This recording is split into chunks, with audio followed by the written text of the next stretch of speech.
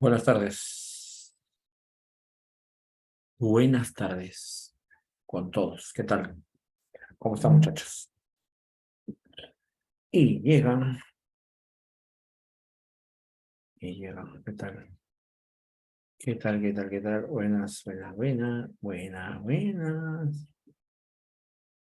Saludos a todos, muchachos. Saludos a todos. Saludos a todos.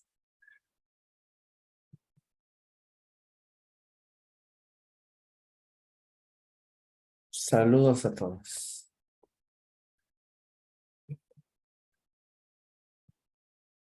Terminando la semana, muchachos. Terminando la semana.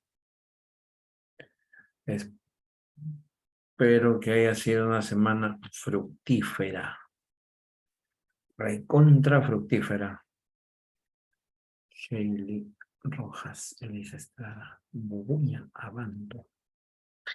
Ya está. Ya está. Ya está.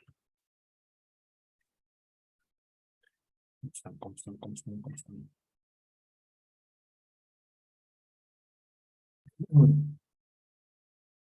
Ok, ok, ok.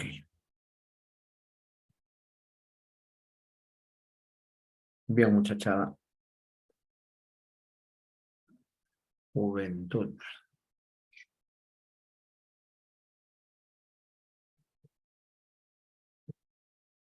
Y ahí está. Esta es nuestra tercera sesión, ¿no? Nuestra tercera clasecita. Entramos cuadrando acá unas cositas. Veamos. Vamos cuadrando algunas cositas.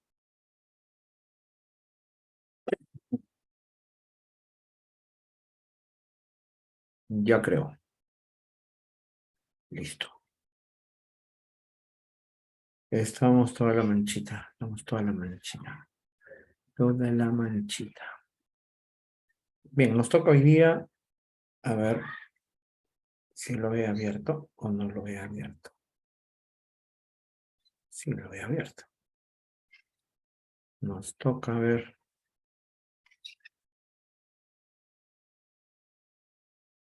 Esto. Éxito, éxito, éxito 2. Listo, nos toca ver esto.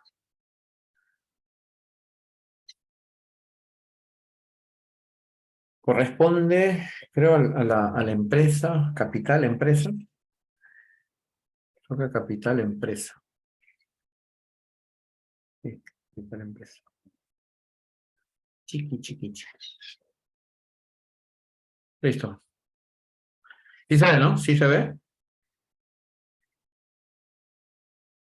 Sí, sí, sí, sí, sí. Listo. Listo, listo. Victoria, Victoria. Muy bien, muchachos. Ya está. Listo. Dos más.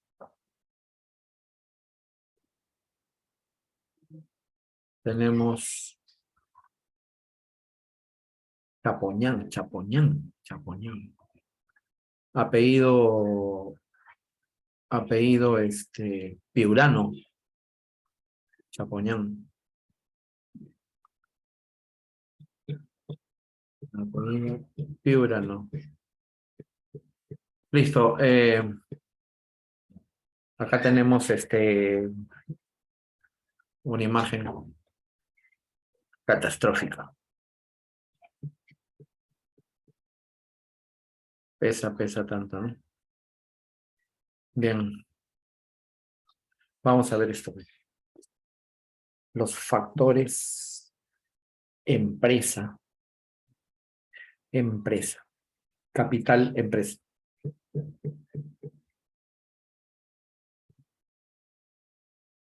¿Con quién? Celular borrado. Sí, sí, sí. Listo. Entonces, tenemos aquí la empresa. Bueno, hablar de empresas es hablar de muchas cosas, ¿no? Quizás más adelante, más adelante se va a apreciar cuando veamos cuando veamos las clases de empresa, ¿no? Según las ventas, ¿no? Según el tamaño. Los tamaños se miden en función de las ventas. Ahora, el tamaño, o sea, las ventas se miden en función a la UIT. Se miden en función a la UIT, la unidad impositiva tributaria. Ahora, se sabe que todos los años, de hecho, esta UIT, que es una unidad referencial, cambia, ¿no? Hemos tenido, bueno, se inició con cambios, siempre aumenta, ¿no? La UIT siempre aumenta. Hemos tenido cambios con incrementos de 50 soles. Posteriormente los incrementos fueron siempre de 100 soles, 100 todos los años, ¿no? Aumentaba 100 soles cada año. Ahora, el año pasado se incrementó en 200 soles. En 200 soles se incrementó.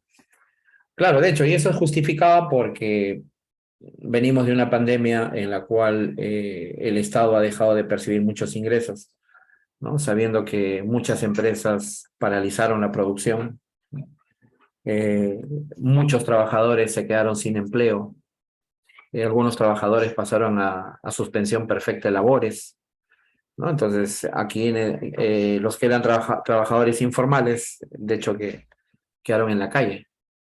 Entonces, por esta razón, pues como sabemos que las empresas y las personas pagan impuestos al Estado, por esta razón es que el Estado dejó de percibir ingresos.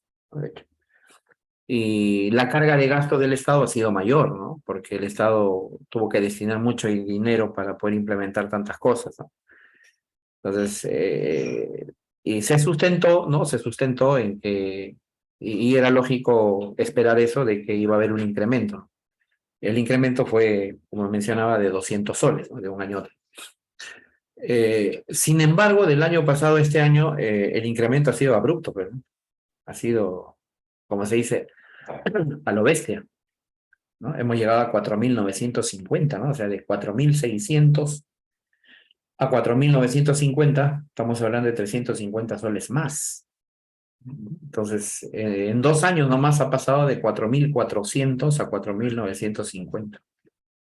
Estamos hablando de 550 soles más. Es bastante eso, ¿no? Es bastante.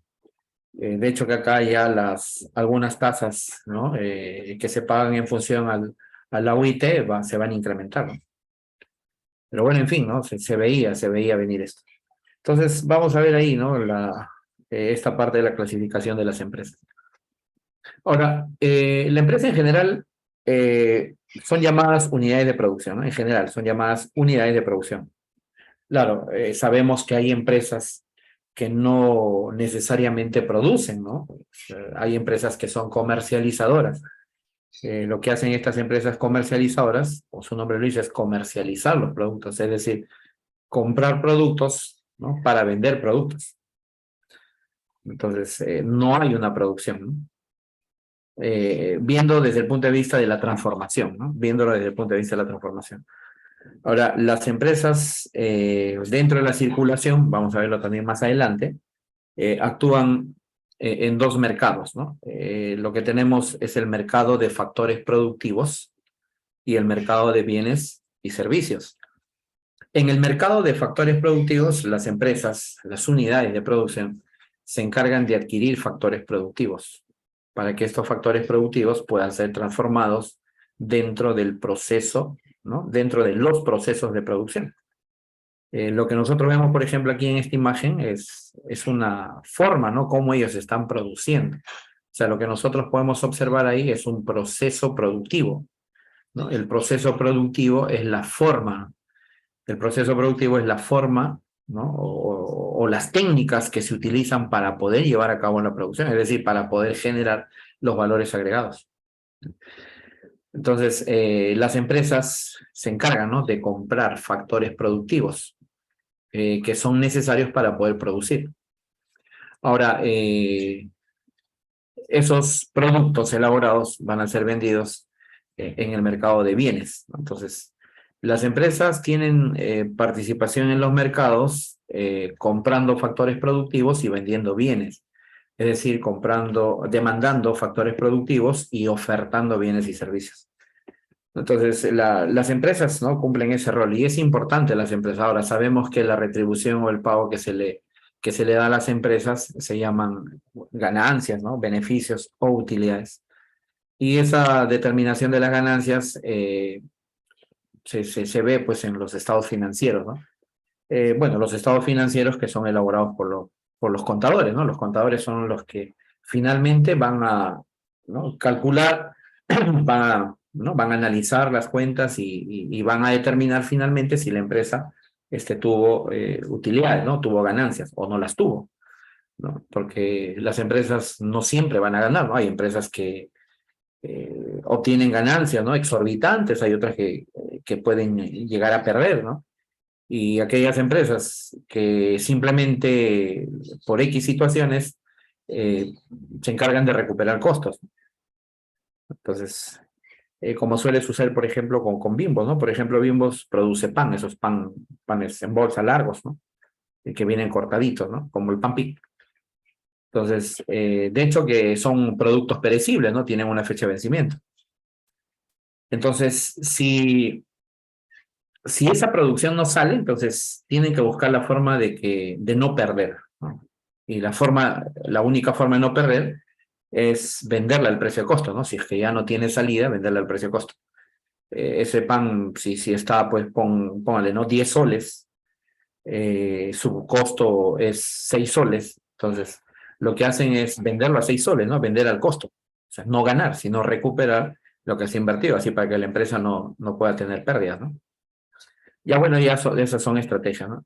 Entonces, como vuelvo a repetir, son los contadores los que se encargan, ¿no?, de hacer ese análisis y poder determinar finalmente si la empresa ganó o perdió, ¿no? Ahora, si ha ganado, pues está bien, ¿no? Eso es lo idóneo. Ahora, pero si ha perdido, habría que analizar lo que se tiene que analizar ahí sobre qué cuentas, ¿no? Qué cuentas han originado, digamos, esa pérdida. Entonces, para poder tomar decisiones en base a esa cuenta, ¿qué se tendría que hacer, ¿no? Corregir esa cuenta que ha originado que se obtengan pérdidas, ¿no? Entonces, es por eso que ahí entran los analistas, ¿no? Los analistas financieros.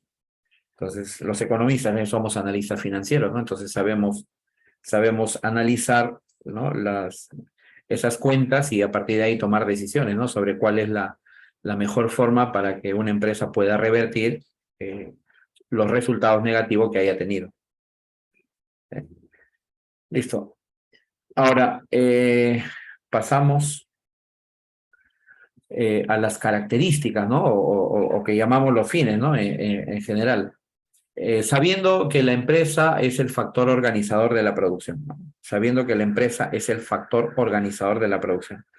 Es la empresa quien se encarga de organizar la producción, ¿no?, de planificar la producción, ¿no? Entonces, dentro de los procesos productivos, la producción se llega a planificar, ¿no? Ahora, las características que nosotros vemos acá, pues, ¿no?, corresponden a los fines, como lo estamos viendo, ¿no? Los fines son tres, habiendo otras responsabilidades también.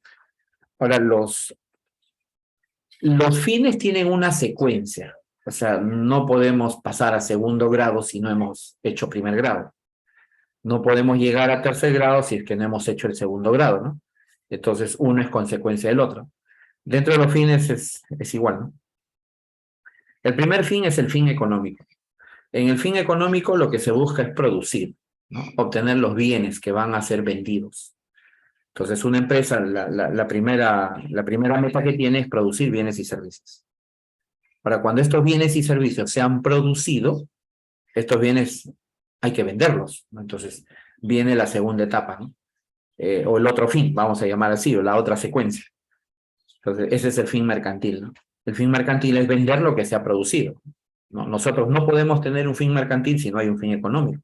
O sea, no podemos vender algo que no hemos producido, ¿no? Entonces, primero viene la parte de la producción, ¿no? Y luego de ello, ¿no?, viene el fin mercantil, que significa vender. Ahora, cuando se realiza la venta, ¿no?, cuando se realiza la venta, ahí se vuelven a recuperar los costos, ¿no? Aquel desembolso de dinero que se ha utilizado al momento de adquirir factores productivos, ¿no? El fin objetivo, entonces, consiste en obtener ganancias. De hecho, que estamos hablando de las empresas privadas, ¿no? Las empresas privadas. El Estado también tiene sus empresas, pero el Estado no tiene ese fin lucrativo, ¿no? El Estado no lucra. El Estado crea sus empresas no para ganar dinero, sino con el propósito de satisfacer las necesidades de la sociedad, ¿no? Satisfacer las necesidades de aquel grupo de gente que no puede acceder al sector privado. Como hace el Estado en la provisión de los servicios, ¿no? Por ejemplo, los servicios de salud, los servicios educativos, ¿no?, y los servicios básicos que únicamente los puede dar el Estado, como es obtener el DNI, ¿no?, sacar una licencia a conducir, ¿no?, un pasaporte, etcétera, etcétera, etcétera. Entonces, lo que tenemos acá es producir. Luego que hemos producido, lo vamos a vender, y después que hemos vendido, ¿no?, recuperamos nuestros costos más la ganancia, ¿no? Porque al momento de vender se va a deducir, ¿no? Tenemos un precio de venta. De ese precio de venta vamos a deducir, ¿no?, ya por aritmética, ¿no?, matemáticas financieras. El precio de venta es igual al precio de costo más la ganancia. Entonces, si yo he vendido, voy a recuperar mis costos y a eso se le está adicionando las ganancias. Entonces, mientras las ganancias sean máximas, es mejor, ¿no? A la final, las empresas siempre van a tener esa visión. La visión directa que tienen las empresas es que sus ganancias siempre sean máximas, ¿no? Siempre sean máximas. Estamos hablando, pues, dentro de un contexto, digamos, dentro de un contexto de economía, de una economía, no sé, por ahí decir perfecta, ¿no? O sea, en teoría, ¿no? Porque en la competencia, digamos, en una estructura de mercado imperfecto no sucede eso, ¿no? Porque ahí el asunto es que ahí va a existir una empresa que va a querer siempre ganar y ganar y ganar siempre, ¿no? Entonces, acá desde el punto de vista de las empresas en general, ¿no? En general, siempre buscan ganar dinero. Mientras estas ganancias sean mayores, es mucho mejor, ¿no? Es mucho mejor. Ahora tendrían que utilizar sus estrategias, ¿no? Sus estrategias de venta, ¿no? O sea, cómo lograr obtener las máximas ventas, ¿no? Fin mercantil, para que a partir de ahí se puedan obtener las máximas ganancias, ¿no? Entonces hay que hacer todo un estudio, ¿no?, de mercadeo, ¿no?, para ver para analizar muchas variables y a partir de ahí poder definirlas. Listo, entonces tenemos producir, vender y ganar. Tres cosas fundamentales. Uno es consecuencia del otro. Listo. Y en lo que respecta a esto ya es responsabilidad, ¿no? Estos dos puntos es la responsabilidad que tiene la empresa. Es la responsabilidad que tiene la empresa. Que lo llamamos, acá abajo tú tienes la responsabilidad social, ¿no? Esto vendría a ser, pues, una responsabilidad económica, ¿no? O sea, tener una organización es ser responsable económicamente. Si yo hago empresa, ¿no? Si yo hago empresa, de hecho que lo voy a hacer con fines personales, ¿no?, de obtener ganancias. Pero para que esta empresa me pueda a mí redituar beneficios, van a tener que participar muchos elementos, ¿no? Siendo la parte principal de todos esos elementos el trabajo. Entonces voy a tener personas que van a trabajar y van a cumplir con el propósito que yo tengo, o sea, de obtener ganancias. Entonces, sin embargo, la responsabilidad que tiene el que hace empresa, del que hace su organización, ¿no?, es frente a sus trabajadores, frente a sus trabajadores.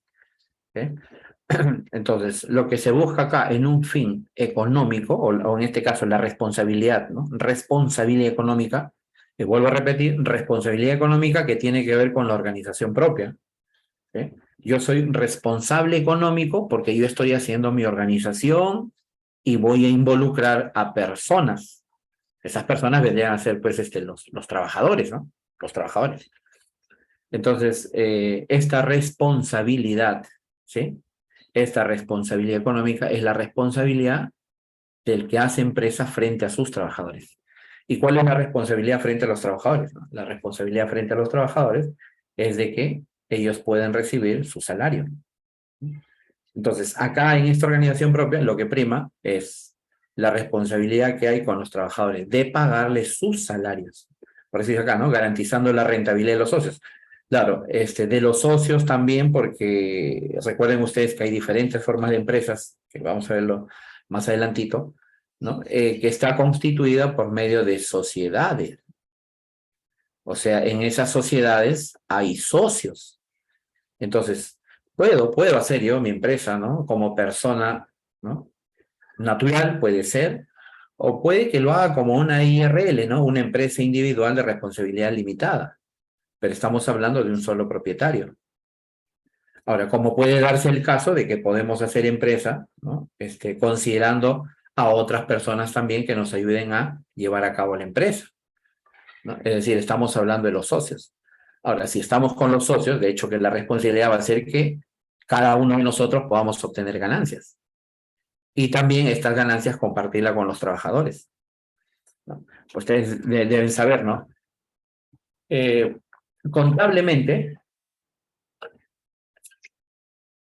contablemente, bueno, primero, una empresa se va a organizar, tiene su partida de nacimiento, ¿no? Así como cuando nosotros nacemos y el papá nos registra, ¿no? En el RENIEC. Entonces tenemos un DNI que acredita nuestra existencia, ¿no? Ahora, en el caso de las empresas también, ¿no? Las empresas se van a crear y se van a registrar. Entonces, tiene que haber un documento, ¿no? que certifique la creación de esta empresa. Entonces, a eso se le llama la minuta de constitución, ¿no? La minuta de constitución de empresas. O sea, es la partida de nacimiento de una empresa. O sea, es un documento donde se detallan, ¿no? Todos los pormenores que se van a llevar a cabo para organizar la empresa. Quiénes van a ser quién va a ser el propietario, quiénes son los socios, cuánto van a aportar los socios, ¿no? Qué cargos van a tener los socios entre la empresa, cómo, ante situaciones X, cómo van a actuar cada uno de ellos, las utilidades, cómo se van a repartir, etcétera, etcétera, etcétera. Ahora, todo esto que te he mencionado depende también del tipo de empresa que se esté haciendo, ¿okay? Depende del tipo de empresa que se esté haciendo en función de socios. Entonces, sea la empresa que sea, hay un documento, vuelvo a repetir, que se llama minuta de constitución. Entonces, en esa minuta de constitución están todos los detalles. Uno de los tantos detalles que hay ahí es el reparto de utilidades. ¿Okay? El reparto de utilidades. Como lo mencioné hace un momento, el que determina si la empresa tuvo, ¿no? utilidades o no es el que lleva a cabo, el que lleva las cuentas, ¿no? que vendría a ser los contadores. Entonces, el contador finalmente va a definir, ¿no? si que la empresa tuvo rentabilidad o no, o sea, tuvo ganancias. Entonces, dentro de la minuta de constitución está establecido quiénes, perdón, cómo se va a repartir estas utilidades. Estas utilidades se dividen en dos. Uno, utilidades no distribuidas y las utilidades distribuidas. Y son los socios, al momento de hacer la minuta, son los socios quienes deben determinar qué proporción de las utilidades van a ser repartidas, ¿no? Repartidas entre los socios, lógicamente, ¿no? Perdón, entre los trabajadores, porque las ganancias se reparten entre los socios. Entonces, las utilidades distribuidas y no distribuidas. Supongamos que el 70% sean utilidades no distribuidas, o sea, son utilidades, ganancias que van a quedar en la empresa para los socios. Y el 30% van a ser utilidades distribuidas. Eso significa que si la empresa obtuvo ganancias de 1.000 soles, es el 30%, o sea, 300 soles, lo que se va a tener que repartir entre los trabajadores, ¿no? Porque, claro, estamos hablando de los trabajadores formales, ¿no? Aquellos que están en planilla. Entonces, por ley, los trabajadores también tienen derecho a la participación de las utilidades de la empresa. Todos los trabajadores que están en planilla tienen el derecho a percibir una parte de las ganancias de la empresa, que corresponden a esa proporción que se llaman utilidades distribuidas entre los trabajadores. ¿Eh? Ahora, ¿cuánto es lo que le corresponde a cada uno? Bueno, eso ya depende, ¿no? Eso ya depende de cuál sea, ¿no? Los cargos, las responsabilidades que tengan los trabajadores dentro de la empresa. ¿Okay? Entonces, le corresponde a los trabajadores percibir, ¿no? Y aparte su salario, ¿no? Aparte su salario es cosa muy aparte, ¿no? Es cosa muy aparte. También los socios, ¿no? Los socios también, la forma como se van a repartir las ganancias, los socios, ¿no? Todo eso está estipulado dentro de la minuta de constitución. Entonces, esta característica que dice tiene una organización propia, como lo mencioné, corresponde a la responsabilidad económica de la empresa.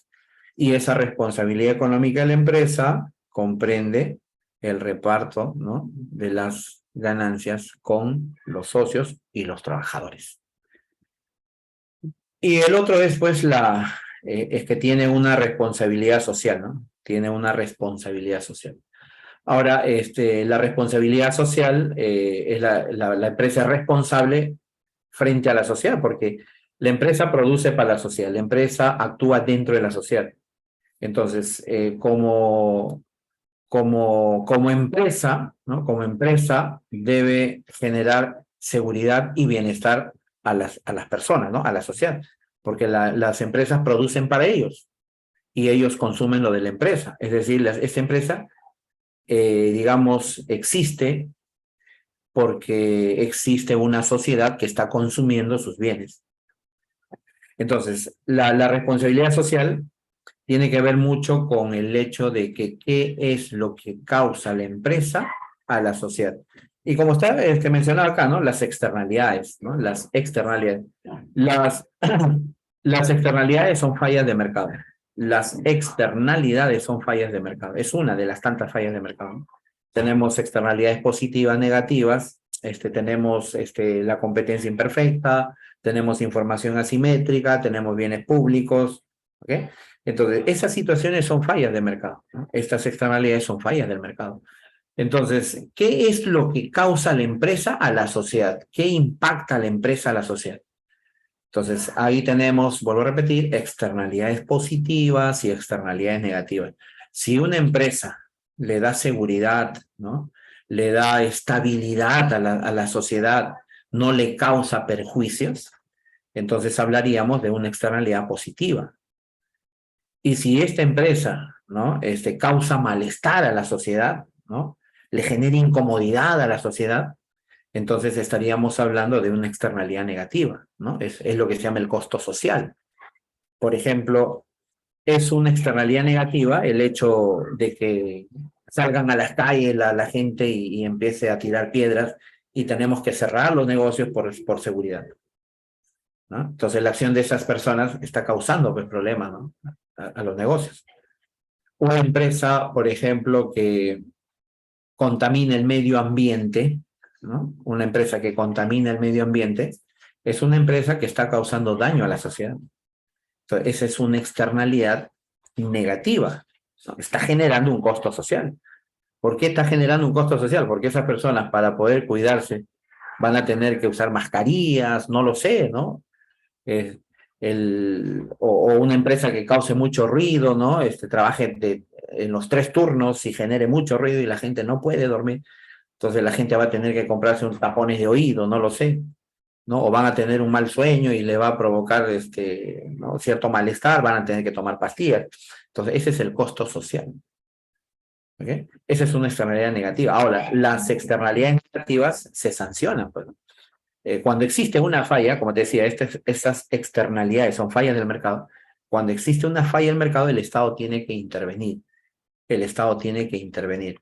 El Estado interviene para regular, ¿no? Esa falla. Si es una externalidad negativa, ¿no? ¿Qué tiene que hacer el Estado? El Estado tiene que sancionar a esa empresa porque está causando perjuicios a la sociedad. Entonces, pone multas para que estas empresas puedan corregir esos males que están generando.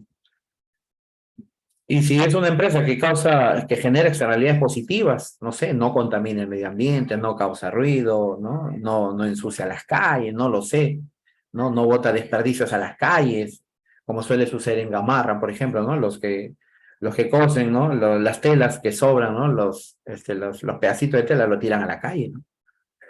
están generando una externalidad negativa en ese caso, ¿no? Pero digamos que es una empresa que recicla, por ejemplo, eso, ¿no? Su residuo lo recicla, no contamina el medio ambiente, no emana gases tóxicos, no genera ruido, no genera malestar. Entonces es una empresa, pues, que seguramente ha implementado, ¿no? Algunos mecanismos para proteger el medio ambiente. No sé, habrá puesto acústica en su empresa para que los ruidos no salgan. O sea, es una empresa que está, ¿sí?, tomando medidas para evitar causar daños a la sociedad.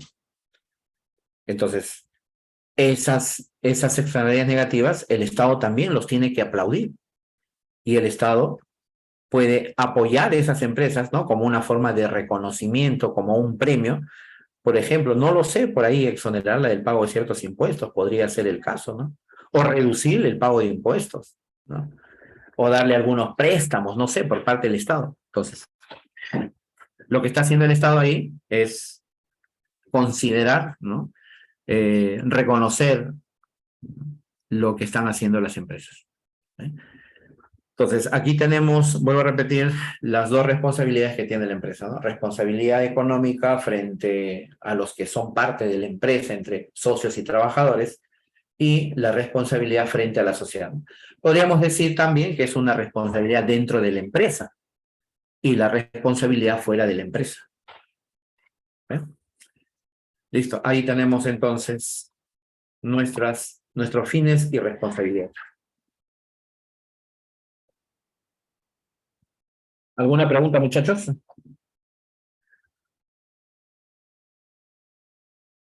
Todo claro, profe. Listo. Brigitte. Listo. Son poquitos los que hablan, ¿no? Algunos no se atreven a hablar. Otros, full chat. Listo. Veamos esto. Ahí está, clases. Clases de empresas. Según el régimen de propiedad. Ahora, si es régimen de propiedad, estamos hablando quién es el dueño de la empresa, ¿no? Si todas las empresas, o si hay empresas que son del Estado, se le llaman empresas públicas. Y como lo dije hace minutos atrás, ¿no? El objetivo de las empresas no es el fin lucrativo, ¿no? O sea, las empresas del Estado, las empresas públicas. Cada vez que tú veas la palabra público, ¿no? Está haciendo referencia al Estado. ¿Ok? Cuando es público, está haciendo referencia al Estado. Entonces, acá tenemos las empresas públicas. Las empresas públicas son propiedad del Estado. Entonces, se crean estas empresas para satisfacer las necesidades de la sociedad, ¿ok? Más que pensar en obtener ganancias, ¿correcto? O sea, como dice acá, ¿no? Cuyos fines son el bienestar social antes que el lucro o el beneficio empresarial. O sea, lo primero que prima en este tipo de empresas, es que deben satisfacer las necesidades de la sociedad. Y como lo digo, bueno, infinitas veces lo he dicho, ¿no? Hay empresas, ¿no? Privadas que dan ciertos servicios. Entonces, existe peruanos que pueden acceder a ese servicio privado porque tienen la capacidad económica para poder, ¿no? Asistirse ahí. Pero no todas las personas, ¿no? Por el capitalismo, no todas las personas, los ingresos no se distribuyen equitativamente. Entonces, hay personas que están, digamos, en extrema pobreza o en pobreza. Y esas personas de ese nivel de consumo no pueden acceder al sector privado. Entonces, el Estado observa esas deficiencias, ¿no? Esas carencias para esa gente. Entonces, lo que tiene que hacer el Estado es cubrir las necesidades de esa gente. No por el hecho, vuelvo a repetir, de obtener un lucro, sino por el hecho de que esas personas tienen todo el derecho de acceder a los servicios, que principalmente son los servicios básicos, ¿no? Lo que es ya lo dije, ¿no? Los servicios de salud, los servicios de educación, los servicios de seguridad. Entonces tenemos derecho de acceder a ello, ¿no?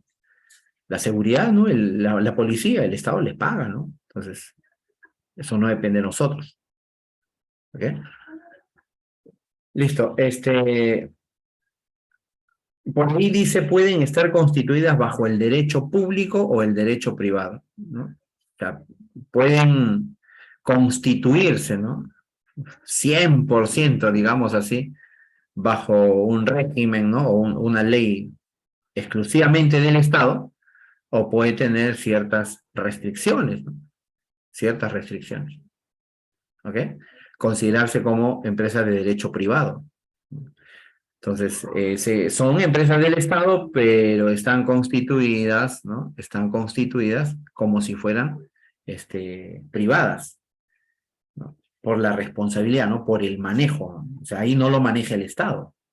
Ahí no lo maneja el Estado, lo maneja alguien, pero que no va directamente en relación con el Estado. Sedapal, Petroperú, ¿no? Las privadas, de eso sí hay como pulga en panza de perro, ¿no? Bastantes. De hecho, que las empresas privadas se van constituyendo con el propósito de obtener ganancias, ¿no? De hecho, eh, cuando uno hace empresa, el objetivo de la empresa, ¿no? En ese caso es obtener siempre ganancias. Ese es su fin, obtener ganancias. Para eso se constituye. ¿Okay? Entonces, no nos interesa en qué situación estemos, ¿no? El asunto es que una persona, alguien que haga empresa, en cualquier circunstancia, en cualquier lugar del mundo, si hace empresa, su objetivo es ganar plata. Así simple. Ahora, ¿cómo se van constituyendo? Pues ya estas se van constituyendo bajo diferentes modalidades, ¿no? Como les decía, como una empresa de un solo dueño, ¿no? Que va a ser individual o en todo caso, formando sociedades, ¿no? Y de ellas hay muchas variantes. ¿Eh? Entonces, fundamentalmente las empresas privadas, su objetivo es ganar plata. ¿Eh? Es ganar plata. Claro, porque hay una persona que invierte su plata y por lo tanto, si él invierte su plata, él es el que tiene que obtener ganancias.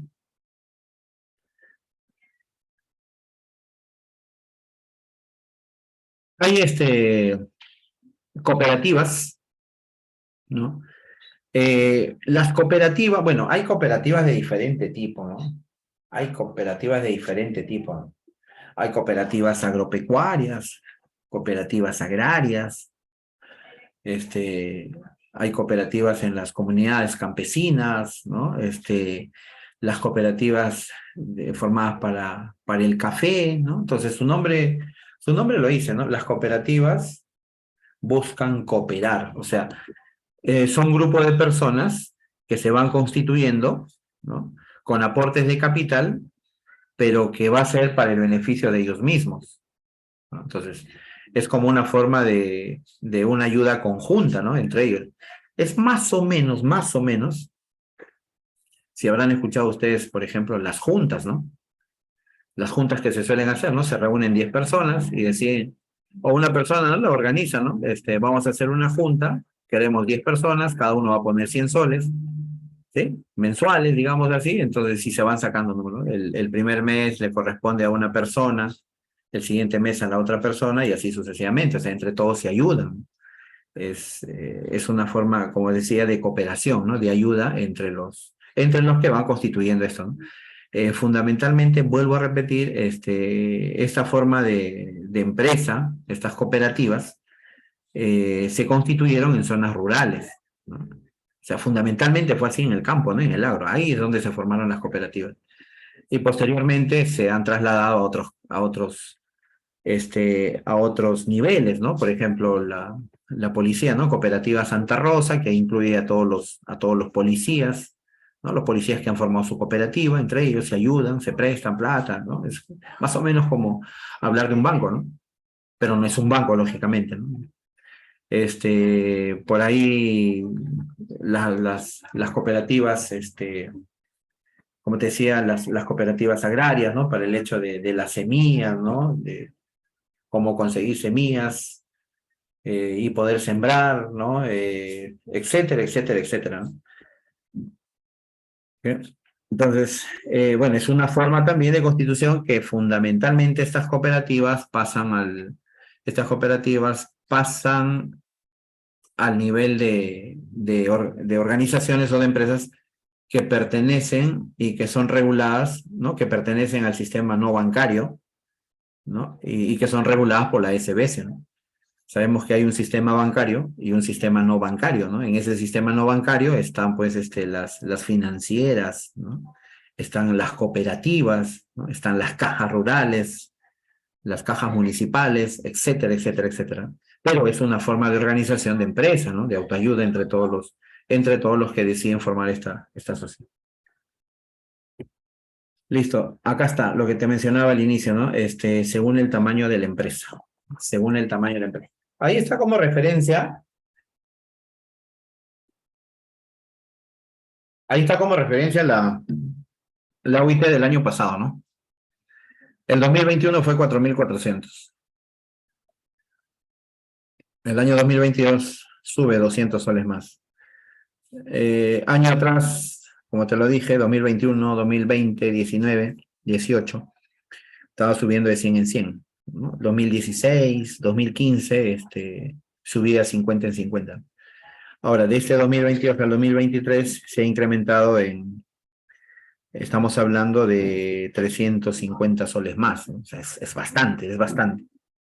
Si nosotros tenemos que pagar una multa con esta UIT que vemos acá en pantalla, si nosotros teníamos que pagar una multa del 10%, pagamos 460 soles. Ahora, si tenemos que pagar una multa similar, vamos a tener que pagar 495 soles. O sea, son 35 soles más. ¿Sí? Entonces, y como te has dado cuenta, pues es una forma como el Estado busca obtener más ingresos. Bueno, entonces las ventas están en función a la UIT, ¿no? Una microempresa, sus ventas anuales no deben pasar las 150 UIT, ¿no? Entonces, bajo esta UIT, ¿no? Bajo esta UIT, tendríamos que multiplicar 4.600 por 150, ¿no? 150 por 4.600. Estaríamos hablando de 100 más la mitad, 230, sería 690. O sea, para ser microempresa, las ventas al año tendrían que ser 690.000 soles, ¿no? O sea, 150 por 4.600. 690.000 soles. Ahora, esos 690.000 soles lo dividimos entre 12 para ya las ventas mensuales, ¿no? 690.000 entre 12, 12 por 5, 12 por 6, 12 por 5, 60. Creo que sale como 55.000 soles mensuales. Entonces, para estar inmerso dentro de la microempresa, las ventas no tienen que superar, ¿no?, los 55.000 soles mensuales. ¿Qué pasa si superamos esa cantidad, ¿no? Entonces automáticamente vamos a pasar a la pequeña empresa, ¿no? Cuyo volumen de ventas va sobre 150 UIT, ¿no? Hasta 1.700 UIT. No estamos hablando ya de millones acá. Entonces, 1.700 UIT máximo, ¿no? 1.700 UIT por 4.600. Entonces ya estamos hablando ahí de 1.000, ¿no? De millones ya, ¿no? Como 6 millones más o menos. Ahora, si superamos eso, ya estaríamos considerándonos como mediana empresa, ¿no? Hasta 2.300 UIT, ¿no? Casi 1.5 más, ¿no? Como 9 millones, 10 millones. Y las grandes empresas, más de 2.300 UIT, ¿no? Más de 2.300 UIT al año. Entonces, eso es lo que está determinado, ¿no? Antes, digamos, la constitución de este tipo de empresas se hacía no solamente con ventas, sino también con número de trabajadores, ¿no? Con número de trabajadores. Para una microempresa máximo, aparte de sus 150 UIT, debería contar con 10 trabajadores, ¿no? 10 trabajadores, máximo 10 trabajadores, no más. Ahora, y esos trabajadores tienen que ser formales, pues, ¿no? Tienen que ser formales. Trabajadores debidamente registrados, ¿no? Registrados en planilla. ¿Okay? Listo, entonces estas son las cuatro variantes de los tipos de empresa: micro, pequeña, mediana y grande empresa, ¿no? Según su volumen de ventas anual. Por aquí una información estadística.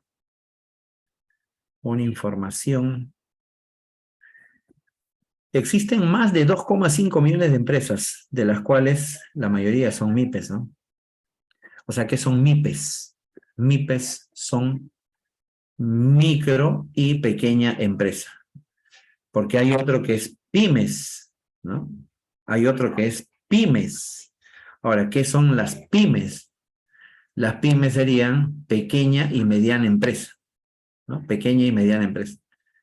Estamos hablando que casi todas las empresas, pues, son micro y pequeñas empresas, ¿no? Son negocios pequeños, de poca envergadura, ¿no? Llegan a máximo 1.700 UIT, ¿no? Al año. Y generan bastante empleo, ¿no? Generan bastante empleo. Casi el 85% de empleo, ¿no? En el Perú. Acá dice, representan el 88,6% del total de proveedores del Estado. O sea, son empresas que le venden al Estado, ¿no? Son empresas que le venden al Estado, le dan servicios al Estado. Ahora, el apoyo estatal, el apoyo del Estado a las MIPES en pandemia. Reactiva Perú, que otorgaba créditos, ¿no? A los negocios para que no desaparezcan, ¿no? 98% de estos que accedieron fueron las MIPES, o sea, los negocios pequeñitos fueron los que más pidieron este préstamo de Reactiva Perú. Claro, porque son los que a los negocios, esos negocios pequeños fueron los que les chocó más. ¿Eh? Entonces, se le otorgó casi, ¿no? Casi la totalidad de préstamo, ¿no? El Fondo de Apoyo al Empleo, ¿no? De las MIPES, llegar a 100.000 micro y pequeñas empresas. Ahora, ¿esto cómo lo van a lograr? Bueno, eso lo van a lograr fiscalizando, pues, ¿no? Fiscalizando. Buscando, pues, buscando ese sector informal que se vuelva formal, ¿no? Ese es un trabajo duro, ¿no? El asunto es que estadísticamente, pues, lo que más se mueve en el Perú son los negocios más pequeños, ¿no? Las micros y las pequeñas empresas. Son poquísimas las grandes empresas, pues. Las grandes empresas, las que facturan, pues, 2.300 UIT al año, las que superan eso, pues estaríamos hablando de las empresas mineras, las empresas pesqueras, ¿no? Que son las más, las que generan bastante ingreso. Una facturación, pero terrible. Listo, entonces ahí está el tamaño de la empresa. No te olvides, por favor, que el 2023, este año, es 4.950 soles. Bastante fuerte. Listo. Por ahí, algunas, no está detallado acá. Por ejemplo, ya hablamos según el aspecto jurídico, ¿no?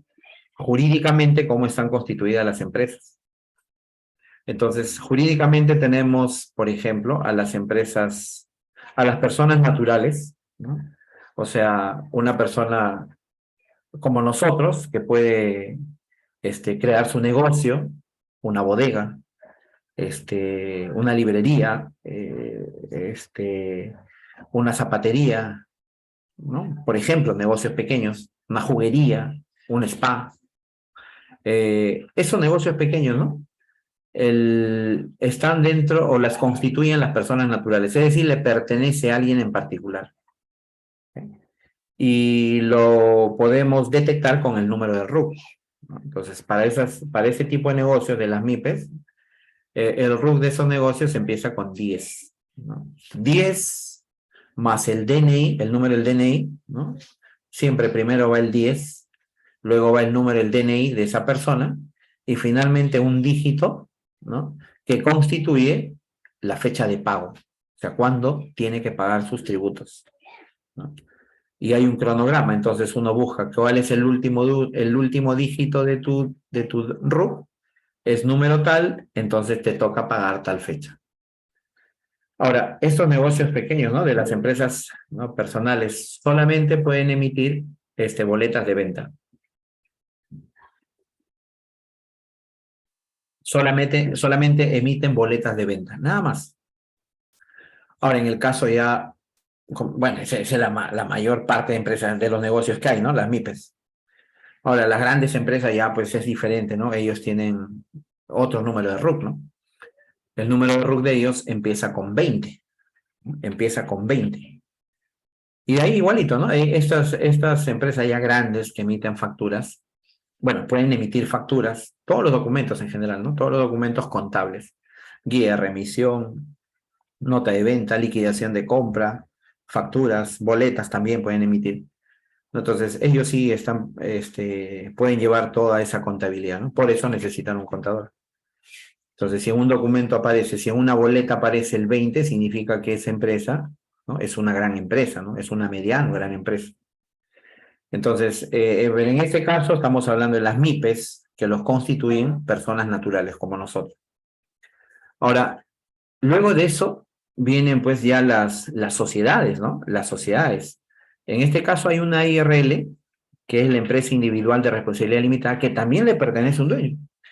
Lo que pasa es que la ley considera a esta empresa por su forma de estructura como una sociedad. ¿Okay? O sea, es un solo socio, ¿no? Es una sola persona, pero que la ley lo considera como si fuera una sociedad, ¿no? Lo tiene metido ahí.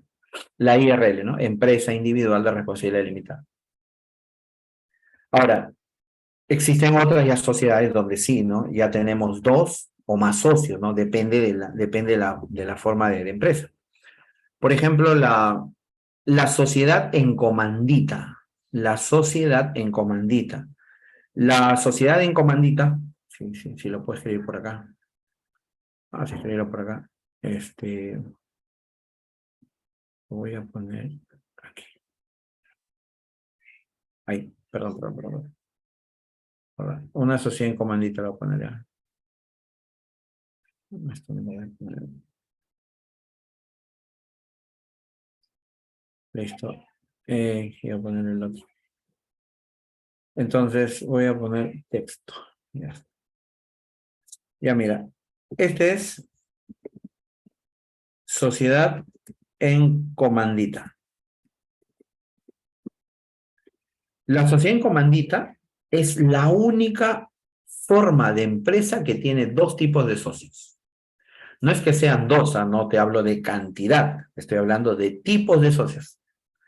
Es la única empresa que tiene dos tipos de socios. No son dos, sino tienen dos tipos de socios. Pueden ser dos, sí, pueden ser dos, como pueden ser más. ¿Okay? Entonces, tenemos a los socios que ponen dinero y socios que no ponen el dinero, o sea, son socios que gestionan la empresa. A mí me gustaba poner en clase el ejemplo de Shark Tank, ¿no? Que es nadando entre tiburones, donde los concursantes se presentan a este concurso y frente a un jurado, este jurado son empresarios, digamos, este participante le presenta, ¿no? Al jurado, o sea, a los empresarios, su proyecto, su negocio. O sea, estos concursantes es gente que tiene la idea del negocio, pero no tiene el dinero para poder ejecutar ese negocio, ¿no? La idea del plan de negocios. Entonces, lo que busca es que alguien invierta dinero en su emprendimiento. Entonces, ellos exponen su negocio, ¿no? Ven, analizan las características de lo que ellos piensan hacer, cuánto piensan vender, cuánto le va a generar de ganancias, en qué tiempo, porque estos empresarios miden mucho eso, ¿no? El tiempo, o sea, ellos no invertirían en algo que les va a rendir ganancias en el largo plazo, o sea, ellos tratan de que el movimiento de su dinero sea rápido. Entonces ellos se exponen y ya estos empresarios se evalúan, ¿no? Si uno de ellos decide apostar, entonces ese jurado, ese empresario, va a poner dinero, o sea, va a dar dinero para poder implementar el negocio. Entonces tenemos aquí el caso típico de las sociedades en comandita, ¿no? Donde hay socios que van a gestionar, manejar, dirigir la empresa, formar la empresa, y los socios que van a financiar la empresa, ¿no? Van a poner la plata. ¿Okay? Entonces, la sociedad en comandita es la única que tiene dos tipos de socios. ¿Okay? Dos tipos de socios. Listo. Luego tenemos, por ejemplo, la sociedad de responsabilidad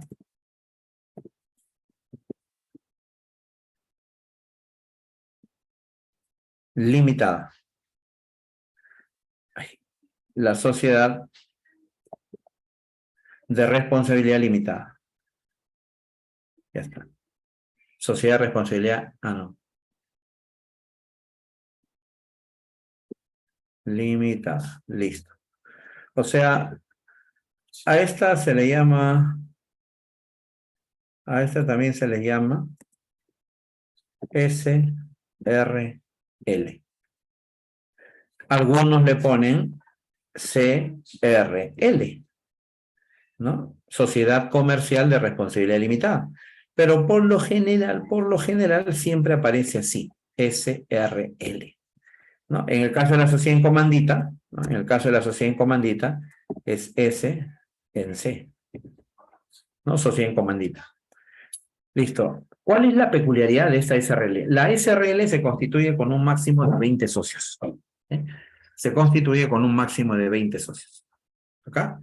Más, no. 20 socios es lo máximo. Pero ¿cuál es el criterio? O sea, ¿cómo podríamos identificar a una SRL? La SRL, por ejemplo, a los socios se le llaman participacionistas. A los socios se le llaman participacionistas. Ahora, ¿por qué se le llaman participacionistas? Porque ellos van a participar en la empresa, ¿no? De hecho, ¿no? Se sobreentiende. Socios participacionistas, porque ellos van a participar en la empresa como socios. Y el dinero que ellos aportan, porque tienen que aportar dinero, el aporte de estos socios está en participaciones, ¿no? O sea, ¿cómo vamos a participar en la empresa? Entonces, la participación es, digamos, el aporte del socio. ¿Cuánto va a aportar el socio? Ahora, los aportes pueden ser en dinero o especie, ¿no? No necesariamente dinero, sino también objetos, ¿no? O sea, máquinas, por ejemplo, ¿no? O locales, puede ser. Entonces, vuelvo a repetir, la SRL se constituye con un máximo de 20 socios, de los cuales el aporte de estos socios puede ser en dinero o en bienes, y se les llama a estos socios participacionistas, y lo que ellos han aportado, ¿sí?, a la empresa se llaman participaciones. ¿Con cuánto están participando estos socios en la empresa? ¿Sí? Que son los términos claves para poder identificar este tipo de empresa. Luego tenemos la sociedad anónima. La sociedad anónima, pero la sociedad anónima cerrada. La sociedad anónima cerrada. Que venía a ser una SAC, ¿no? Sociedad anónima cerrada. Ahora, esta forma de empresa se constituye con un máximo de 20 socios. Máximo 20 socios. O sea, es similar a la SRL, ¿no? La SRL también tiene máximo 20 socios. La sociedad anónima cerrada también tiene máximo 20 socios. Entonces, ¿dónde está la diferencia? La diferencia está en su estructura y quiénes participan. Como te dije, en una SRL a los socios se le llaman participacionistas. Y el capital que ellos ponen se llaman participaciones. En el caso de la sociedad anónima cerrada, a los socios se les llaman accionistas. Entonces ya cambia la denominación del socio, ¿no? Al socio se le llama accionista. Y el capital que ellos aportan, el capital está representado por acciones, ¿sí? Está representado por acciones, o sea, una parte del capital de la empresa. Entonces, en la SRL a los socios se le llaman participacionistas. En la sociedad anónima cerrada a los socios se le llaman accionistas. El capital en una sociedad de responsabilidad limitada, el capital está representado por participaciones. En el caso de la sociedad anónima cerrada, el capital está representado por acciones. Ambos tienen máximo 20 socios. ¿Sí? Socios accionistas, ¿no? Socios accionistas. Listo. ¿Y por qué se le llama cerrada? Porque no se permite el ingreso de más socios. ¿Sí? No se le permite el ingreso de más socios. Por su estructura, por su constitución, estas empresas no pueden, ¿sí?, captar más socios. A diferencia de la otra sociedad. A diferencia de la sociedad anónima abierta, a diferencia de ella. SAA, sociedad anónima abierta.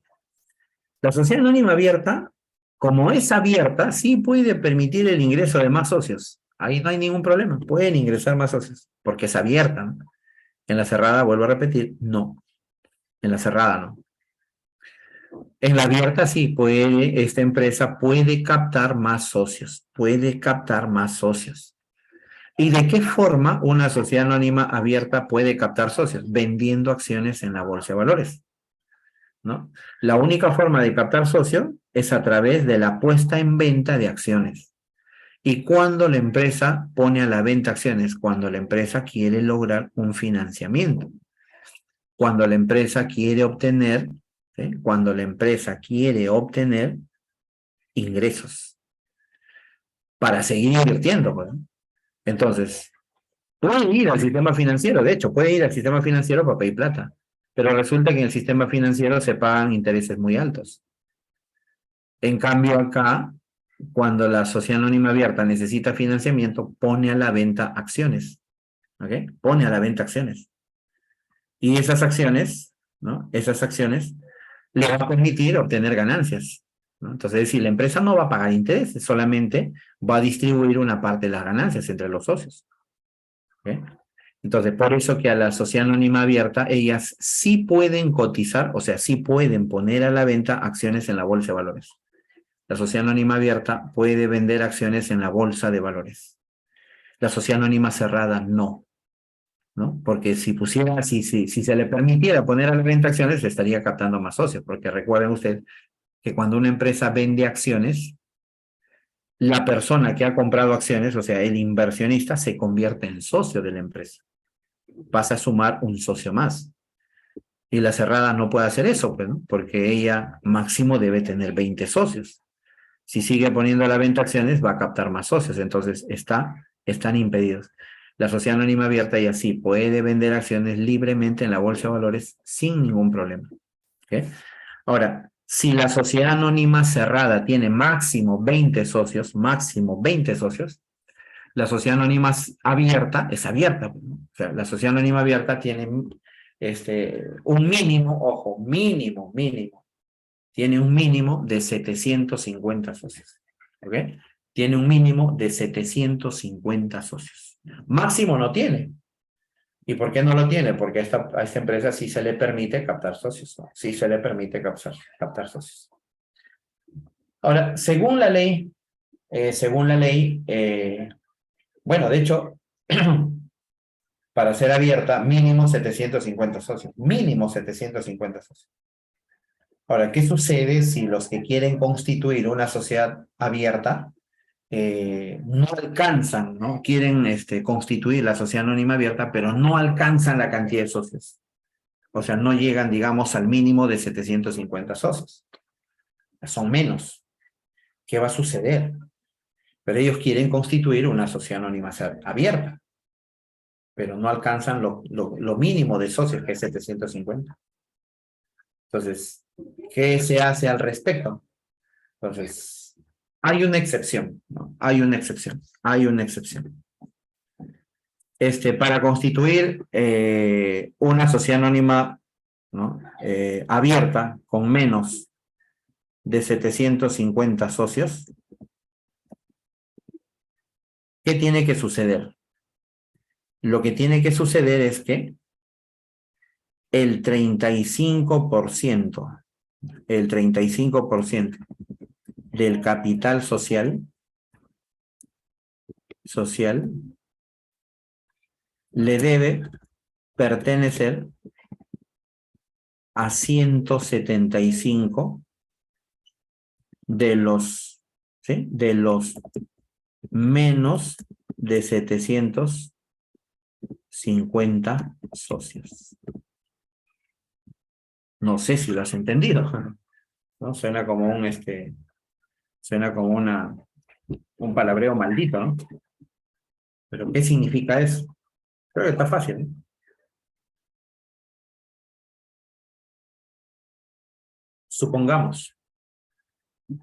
Supongamos lo siguiente. Supongamos lo siguiente. A ver, ¿cómo lo pintamos esto? Vamos a suponer que existan 500 socios, ¿eh? Vamos a suponer que existan 500 socios. Bueno, si son 500 socios, son menos de 750, ¿cierto? Son menos de 750. Si son 500 socios, son menos de 750. Entonces, vamos a suponer, son 500 socios. Los 500 socios, ¿sí? Los 500 socios tienen un capital, quieren constituir una sociedad anónima abierta, pero tienen un capital de 10.000 soles. Ya, tienen un capital de 10.000 soles. Entre los 500 socios, que son menos de 750, entre los 500 socios, tienen un capital, la empresa quiere constituirse con un capital de 10.000 soles. Listo. Para constituir la sociedad anónima abierta, ¿qué tiene que suceder? Que de esos 10.000 soles, el 35%, o sea, 350 soles, le pertenezcan, o sea, propiedad de los 175, de los 500, de 175 socios. O sea, de los 500 socios que hay, 175 socios, 175 personas tienen que ser dueñas de los 350 soles del capital social. ¿Okay? Ellos tienen que ser los que han aportado, ¿no? Entre esos 175 socios de los 500, entre esas 175 personas de los 500 que hay, esas 750 personas tienen que ser dueñas de 350 soles. O sea, son dueños del 35% del capital. Entonces, si esa regla se cumple, entonces esos 500 socios, que son menos de 750, pueden constituir una sociedad anónima abierta. O sea, se les va a permitir negociar en la bolsa de valores. ¿Ok? Listo. Eso sería la parte de las empresas, la clasificación de las empresas según ya el número de socios, ¿no? Según el mínimo, para todos ellos, mínimo son 2, ¿no? Mínimo son 2. Máximo ya depende del tipo de empresa. ¿Listo? ¿Estamos bien? ¿Alguna consulta hasta ahí?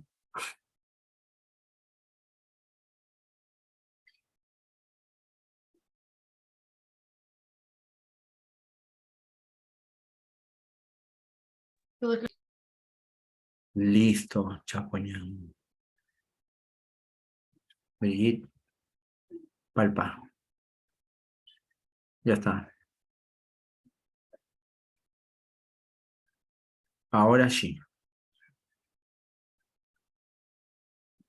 Pasamos al capital. Capital.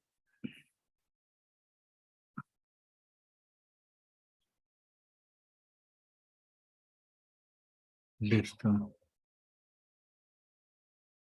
Bueno, cuando hablamos del capital, estamos considerando acá, entre muchas cosas, ¿no? Que la podemos partir en dos. Aquello que es dinero, es capital, aquello que es dinero, y todo aquello que se utiliza, ¿no? O que se emplea, ¿no? Dentro de la empresa, ¿no? Dentro de la empresa. Claro, considerando lo siguiente, ¿no? Considerando que el capital es un factor derivado. ¿Eh? El capital es un factor derivado. ¿Por qué es un factor derivado? Porque el capital es el resultado del trabajo sobre la naturaleza. ¿Eh? Entonces, por ejemplo, esto de acá, que es un tomatodo, este tomatodo es un capital. Es derivado, es un capital, porque eso el hombre lo ha producido. Esta botellita, ¿no?, con agua, también es un capital, es derivado, esto es derivado, es un capital. ¿Y por qué es derivado? Porque es el resultado del trabajo sobre la naturaleza. ¿Eh? Entonces, toda acción que hace el hombre y por medio del cual se obtiene algo, hay un resultado, ese resultado es el capital. ¿Ok? Esa persona ha trabajado sobre algo y ha obtenido un producto. Entonces, eso es un capital. ¿Eh? Ahora, es derivado. Si eso se ha producido para producir, entonces, derivado y auxiliar. Por ejemplo, esta máquina que tú ves acá, es un capital. ¿Es derivado? Sí, porque esto el hombre lo ha hecho. Es derivado porque el hombre lo ha hecho. ¿Ok? Pero es auxiliar también. ¿Por qué? Porque se va a utilizar para producir. Acá se está construyendo y se utilizan estas maquinarias. Una máquina de coser es un capital, es derivado y auxiliar. Sí, es derivado, sí, porque el hombre lo ha producido. Y es auxiliar porque se ha producido para producir. ¿No? Una motosierra es un capital derivado y auxiliar. Un martillo es derivado y auxiliar.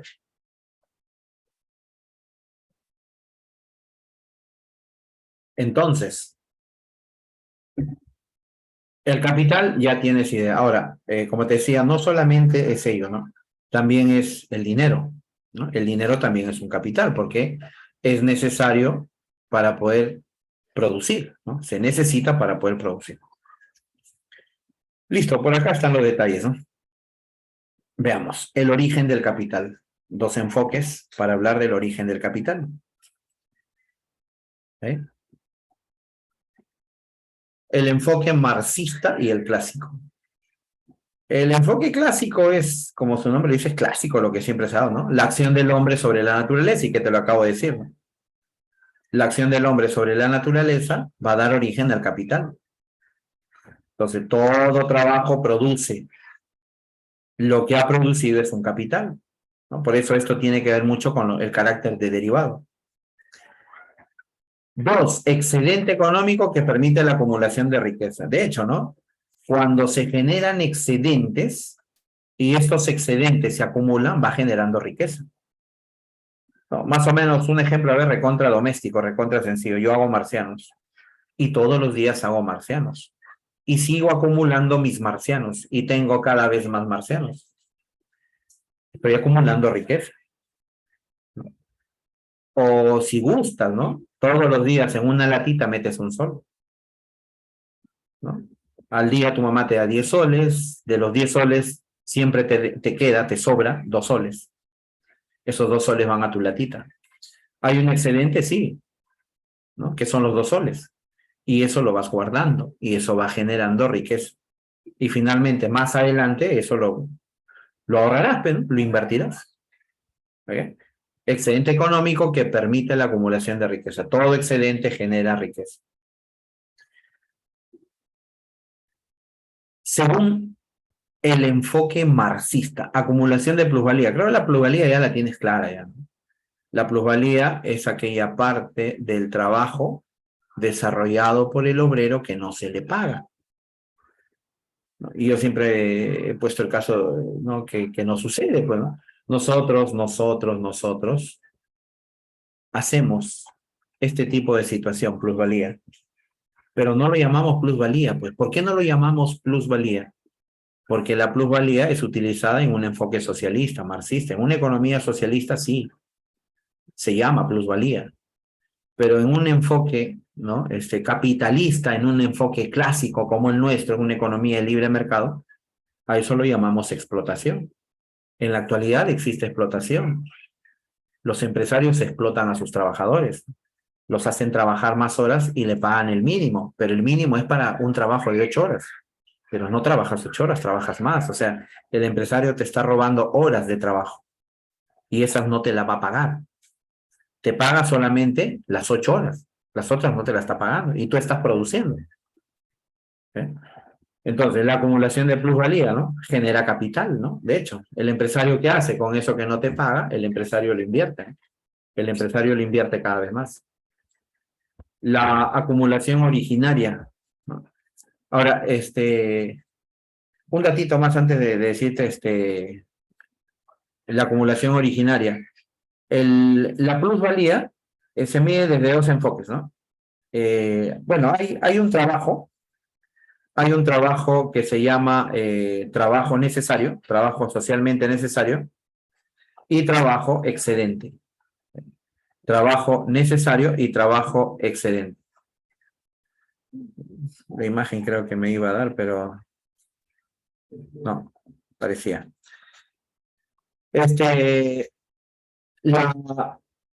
El trabajador realiza dos tipos de trabajo, ¿no? Un trabajo socialmente necesario, ¿no? O simplemente un trabajo necesario, y un trabajo excedente, que vendría a ser lo que no te están pagando. Ese trabajo excedente es lo que genera la plusvalía. ¿Ok? ¿Estamos? Ahora, la acumulación originaria, ¿no? Bueno, el proceso de acumulación originaria del capital es en esencia un proceso de transformación de la explotación feudal en explotación capitalista. Bueno, sabemos que en la Edad Media se dio un sistema feudal, ¿no? En la Edad Media, ¿no? Y luego eso pasa a un sistema capitalista. Entonces, acá, vuelvo a repetir, es el cambio o la transformación de lo que se hacía en el sistema feudal, ¿no? Cómo era la explotación feudal, y cómo esta explotación feudal ha pasado a una explotación capitalista, ¿no? Marx dice que la estructura económica de la sociedad capitalista surgió de su antecesora, ¿no? Que es la feudal. ¿Okay? Ahora, el capital en sí requiere la separación de los trabajadores y la propiedad de los medios de producción. Ahora, por lo cual la acumulación originaria es un proceso histórico que realiza ¿no? Dicha estructura, ¿no? Expulsa a los trabajadores, ¿no? A enfrentarse sin más elementos que su fuerza de trabajo, ¿no? Es lo que se solía hacer antes, ¿no? O sea, la forma cómo se explotaba al trabajador, ¿no?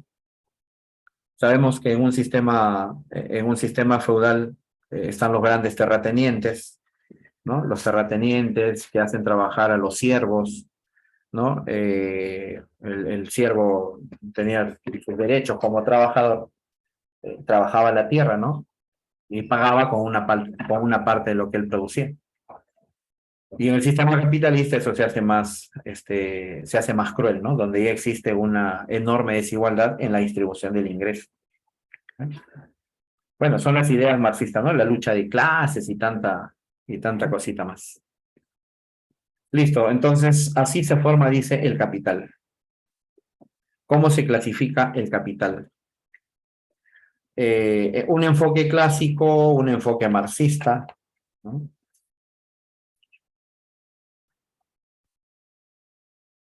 Los clásicos, acá, quizás falta un poquito. Los clásicos, estos dos capitales que tú ves acá, ¿ok? Esto corresponde, lo tienes acá también fijo y circulante, ¿no? Estos dos de acá corresponden al capital productivo.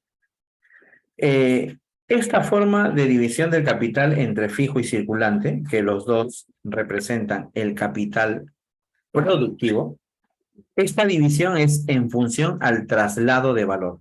¿Okay? Esa división del capital está en función al traslado de valor. Ahora, pero la clasificación, digamos, general es según su rotación, ¿no? Según su rotación. Entre capital productivo y lucrativo. ¿Okay? O sea, según cómo rota el capital, ¿no? Según cómo rota el capital, tenemos un capital productivo y un capital lucrativo. Ese capital productivo es el que se divide en fijo y circulante, pero esto ya se divide en función al traslado de valor. ¿Sí? En función al traslado de valor. Y el otro capital, entonces yo tendría acá, ¿no? Yo tendría acá, por ejemplo, vamos a poner por aquí, yo tendría por acá un capital productivo, yo tendría eso por aquí, un capital productivo aquí. Este capital productivo es el que se divide en fijo y circulante, ¿no? Esto se divide en fijo y circulante. Y hay un capital lucrativo, ¿no? Entonces, ese capital lucrativo iría más o menos por acá. Ahora, ¿cómo se divide esto? Esto se divide según la rotación. Listo. Según la rotación, el capital se divide en capital productivo y lucrativo. Ay, perdón. Productivo y lucrativo. Listo.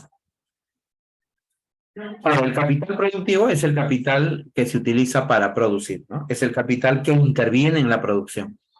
¿Ok? Interviene en la producción. Ahora, el capital lucrativo no interviene en la producción. El capital lucrativo no interviene en la producción. O sea, es un capital que genera ingresos sin ser utilizados en la producción. Entonces, ¿qué cosa me puede generar ingresos sin tener participación en la producción? Entonces, ahí tendríamos, por ejemplo, todo aquel capital que se presta, ¿no? Todo aquel capital que se deja, por ejemplo, en el sistema financiero. Si yo tengo 100 soles y lo invierto, sería capital productivo. Pero si esos 100 soles yo los llevo al banco, sería capital lucrativo. Me va a permitir obtener ingresos. ¿Sí? Me va a permitir obtener ingresos. Pero esos ingresos de ese capital no ha sido el resultado de la producción. ¿Ok? Por lo tanto, es lucrativo. Todo lo que no interviene en la producción, pero que genere ingresos, sería un capital lucrativo. Y el capital productivo, sí, esto no. Esto sí, el capital productivo es el que me permite producir. Y esto se divide en fijo y circulante. Pues acá lo tenemos, ¿no? Ahora, lógicamente son diferentes, pero no es igual, ¿no? El capital fijo, su nombre lo dice, ¿no? Acá dice, según el número de veces, ¿no? ¿Cuántas veces se puede utilizar ese capital? Entonces, se le llama traslado de valor, ¿no? Se le llama también traslado de valor. Tenemos el capital fijo, que se utiliza en más de un proceso productivo. O sea, es un capital que entra a la producción y se queda en la producción. ¿Sí? Es un capital, vuelvo a repetir, que entra a la producción y se queda. O sea, no sale. Ese capital se va a utilizar varias veces. ¿Sí? Ese capital se va a utilizar varias veces. Pero a medida que se va utilizando, se va desgastando, ¿no? De hecho, se va desgastando, ¿no? Entonces, el capital fijo es el capital que va a depreciarse. Y debes tener en cuenta eso, ¿no? Es un capital que va depreciándose. ¿Ok? Que va depreciándose. Entonces, el capital productivo se divide en fijo y circulante. El capital fijo se utiliza varias veces en la producción. Interviene varias veces en la producción. Pero a medida que se va utilizando, ese capital se va desgastando, va perdiendo su valor. A ese valor que va perdiendo se le llama depreciación. Solamente las máquinas, ¿no? ¿Okay? Solamente las máquinas se van a depreciar. Listo. Y el otro es el capital circulante, ¿no? Su nombre lo dice, ¿no? Su nombre lo dice. El capital circulante es un capital que circula, ¿sí? O sea, se utiliza una sola vez en la producción. O sea, es un capital que entra a la producción, se transforma y sale. No como el capital fijo, ¿no? Que se queda. No, este capital entra y se sale, se transforma. Las materias primas, ¿no? Los insumos. La harina se utiliza una sola vez en la producción. La harina entra a la producción y se transforma en pan y sale. Entonces, solamente la hemos usado una sola vez. ¿Okay? Por eso dice ya, se utiliza en un solo proceso productivo. El capital fijo traslada su valor de manera gradual.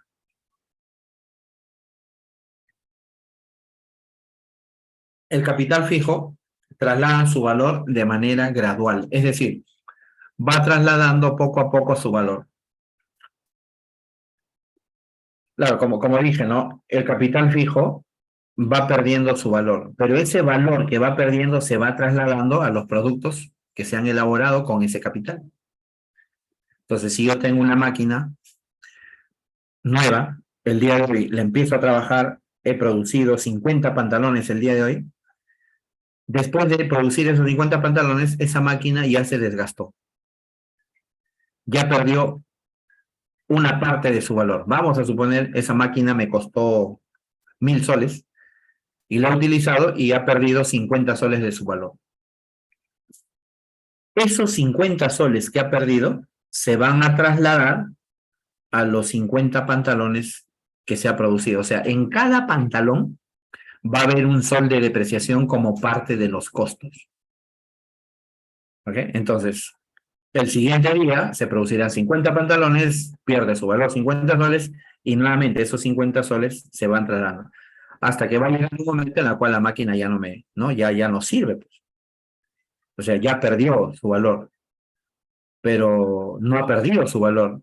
Lo que ha sucedido es que ese valor que ha ido perdiendo lo ha ido trasladando a los productos que se han producido. Por eso dice traslada su valor gradualmente, poco a poco.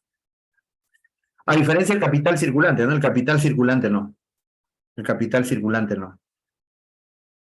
¿Okay? El capital circulante, ¿okay? Traslada su valor íntegramente. Traslada su valor íntegramente. ¿Okay? Traslada su valor íntegramente. Es decir, la harina entra a la producción, se convierte en pan. Listo. Y sale de la producción, transformado en pan. Entonces, Morelia, el capital fijo, ahí no se genera valor agregado. El valor agregado está en el circulante, ¿no? En el fijo no está el valor agregado, porque ahí está la depreciación. Ese valor agregado que tú me indicas está en el capital circulante, ¿no? Porque la harina entra en la producción y la harina se va a transformar en pan. O sea, ahí hay un valor agregado, ¿no? Lo que se va a transformar es el capital circulante, ¿no? Los insumos, las materias primas que ingresan a la producción, esos insumos, esas materias primas, se van a transformar. Por ejemplo, entra la madera a la producción, se convierte en una puerta. Entonces, ahí ya se generó valor agregado, ¿no?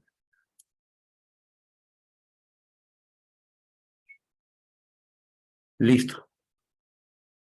Y por otro lado, es el enfoque marxista, ¿no? Es el enfoque marxista, Carlos Marx. El enfoque marxista dice de acuerdo a la generación de plusvalía, ¿no? O creación de valor. El capital constante no crea valor. Claro, porque ahí no está metido el trabajo, ¿no? El trabajo está en el capital variable. El capital variable está representado por el trabajo. Pues si lo puedes apreciar acá, ¿no? Para los clásicos, el capital fijo solamente son las máquinas, las instalaciones, inmuebles, qué sé yo. Y el capital circulante son las materias primas y el trabajo. Para los marxistas, para los socialistas, las máquinas, o sea, el capital fijo de los clásicos más lo que es capital circulante de los clásicos, estos dos conforman el capital constante, porque estos no crean valor, no generan plusvalía. El único que genera plusvalía es el trabajo, y ese trabajo para ellos representa el capital variable. El capital variable es el único capital que genera o que crea valor. ¿Ok? Entonces, los marxistas dividen el capital, ¿ok? Los marxistas dividen el capital en capital constante, aquel capital que no crea valor, y el capital variable que sí, por ser variable, va a crear valor, que es el trabajo, y es el trabajo el que genera la plusvalía.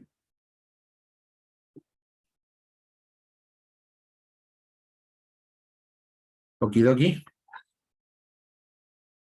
Okidoki. Sí, profesor. Muy bien, muy bien. Muy bien, Brigitte.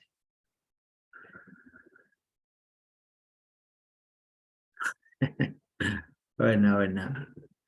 Carmencita Estrada. Ya estamos. Entonces, acá está un esquema para verlo, digamos, un poquito mejor. Para verlo un poquito mejor. Ahí están los dos enfoques. Ahí están los dos enfoques.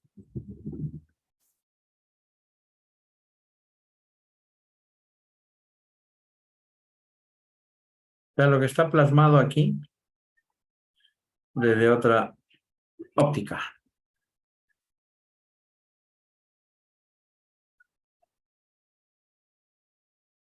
Neoclásicos, socialistas.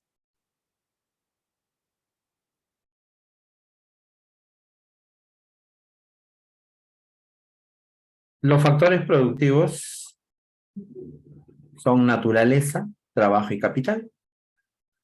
La naturaleza, que vendría a ser materias primas, insumos,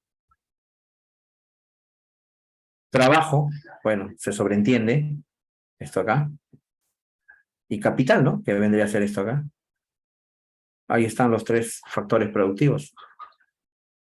Son necesarios y suficientes para poder, ¿no?, definir la producción. Y acá está lo que te mencionaba. Bueno, acá no está figurando el capital lucrativo, de hecho, porque el capital lucrativo está fuera de toda producción, ¿no? Está fuera de toda producción. Entonces, tenemos el capital productivo, que se divide en fijo y circulante. Acá está el fijo. Y estos son los circulantes. Por ahí quizás hacerte entender lo que es capital circulante, la fuerza de trabajo, ¿no? Por ejemplo, una persona, bueno, la materia prima ya te dije por qué, ¿no? La materia prima ya te mencioné por qué, ¿no? Porque entra a la producción, se transforma y sale. La máquina fijo ya te dije también por qué. La fuerza de trabajo, ¿por qué circulante? Porque entendamos lo siguiente. Una persona tiene energías. Cuando una persona entra a la producción, no es que vaya perdiendo su parte de su cuerpo, no. Lo que él va a dar a la producción es su energía. De hecho, ¿no? Entramos a la producción y ahí vamos a empezar a trabajar, o sea, vamos a empezar a descargar toda nuestra energía, ¿no? Toda nuestra energía. Entonces, a medida que vamos trabajando, ¿no? A medida que vamos trabajando, nuestras energías se van acabando hasta que finalmente termino extenuado, cansado y ya terminé mi trabajo. Entonces, para participar en un nuevo proceso productivo, tendría que ir a mi casa, ¿no? Ingerir mis alimentos y descansar, ¿no? Comer y descansar para nuevamente recobrar las energías que ya la dejé en la producción. Entonces yo ya recuperé mis energías al día siguiente, iré nuevamente a la producción, entro a la producción y dejo toda mi energía. Toda mi energía va a ir desapareciendo y se va trasladando a los productos que se han obtenido. Y así constantemente, ¿no? Por eso la fuerza de trabajo es un capital circulante, ¿no? Porque el hombre, el trabajador, descarga toda su energía y en ese momento, ¿no?, está dándolo todo para producir. Y para los socialistas ya, pues, ¿no?, es variable en función a la generación de plusvalía, ¿no? Es el capital variable el que va a generar plusvalías. ¿Okay? Listo. Se habla de un capital, se hablan de capitales, de otros tipos de capitales. Por ejemplo, podríamos, ay, madre mía. podríamos mencionar lo siguiente, ¿no? Hay un capital llamado capital bancario. Bueno, creo que se sobreentiende, ¿no? De dónde proviene ese capital. ¿Eh? Se sobreentiende de dónde proviene ese capital. Entonces, digamos, una forma de cómo podemos hablar de capital, ¿no? El capital bancario es el capital, pues, que está en los bancos, ¿no? Sabemos que en los bancos las personas van a dejar su dinero, se le llaman depósitos, ¿ok? Dejan su dinero, se llaman depósitos, y los bancos, ¿no? Trasladan ese dinero, ¿no? A la producción, ¿no? A través de préstamos y tanta cosa más. Entonces, dentro de una empresa, el capital bancario está representado por todo aquel dinero que proviene del sistema bancario.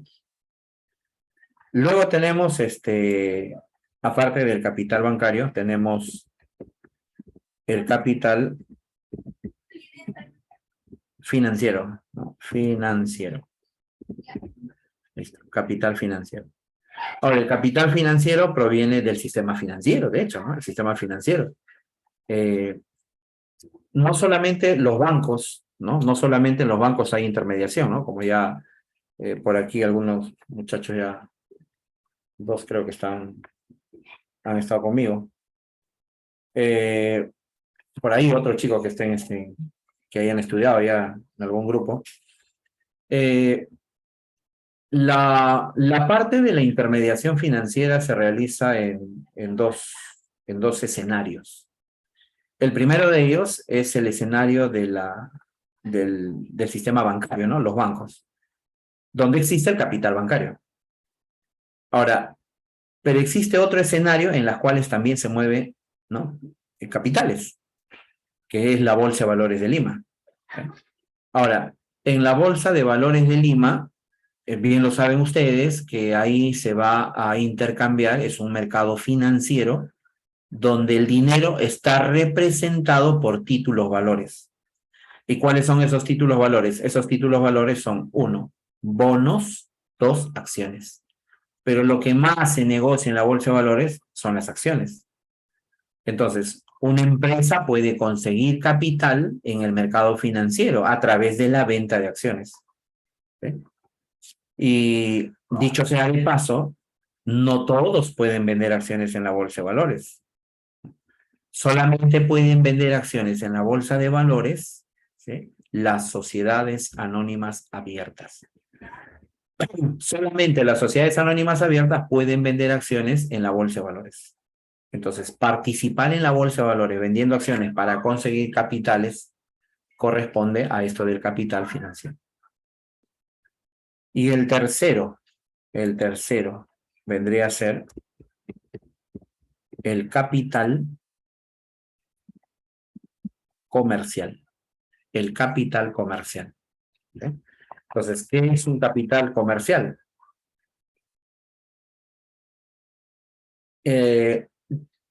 Pensemos en una bodega. Pensemos en una bodega. Nosotros vamos a una bodega. Entramos a una bodega. Antes, claro. Claro, P. Victoria. De hecho que sí. La sociedad anónima abierta, al acudir a la bolsa de valores a buscar financiamiento mediante la venta de acciones, está actuando como agente deficitario. Sí. El que vende acciones en la bolsa de valores lo hace con el propósito de conseguir plata, financiamiento, money. Entonces, si quiere dinero es porque es un agente deficitario. Sí. Ya está. Entonces, nosotros entramos a una bodega, ¿no? Entramos a una bodeguita. Al entrar a una bodega vamos a observar, que tiene leche, papel higiénico, fideos, azúcar, gaseosas, etcétera, etcétera. Todo lo que puedas ver en una tienda. Todo ese stock de cosas que tiene ahí, ¿no? Todo ese stock representa el capital. Ahora, la señora va a vender. Al momento de vender, va a generar ingresos, ¿no? Al momento de vender, una parte de esos ingresos, al vender, son sus ganancias, que la señora lo puede volver a invertir. Entonces, hay gente que tiene su tienda, ¿no? El caso mío, por ejemplo, ¿no? Yo tengo una tienda de ropa. Entonces, nosotros vendemos la ropa, ¿no? La chica está vendiendo la ropa, vende. Y todo ese dinero lo volvemos a meter a la inversión. Entonces, habíamos vendido cierta cantidad, ¿no? Digamos 500 soles. Esos 500 soles los volvemos a utilizar, ¿no? Como capital comercial para poder invertir. O sea, esos 500 soles vamos y nuevamente invertimos en ropa, ¿no? Y así le vamos dando vueltas, ¿no? Ese es un capital comercial. Lo mismo que hace las bodegas, ¿no? Las bodegas hacen lo mismo, ¿no? Te venden sus gaseosas, se le acaba la gaseosa y nuevamente con ese dinero lo vuelve a dar lo vuelve a dar movimiento. Ese es un capital comercial. ¿Ok? Listo. Listo. Y ahora borramos esto. Borramos esto.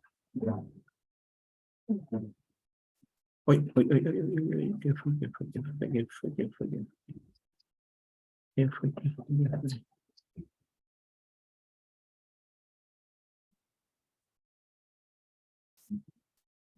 Bueno.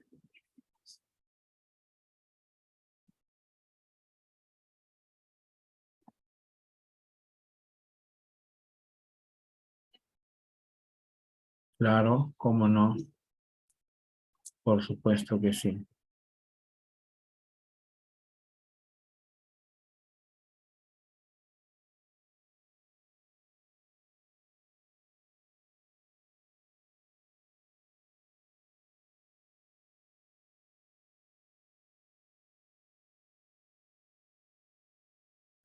Ya, listo.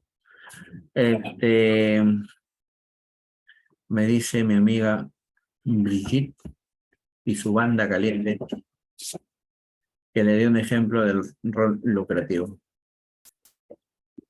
Del rol lucrativo o capital lucrativo.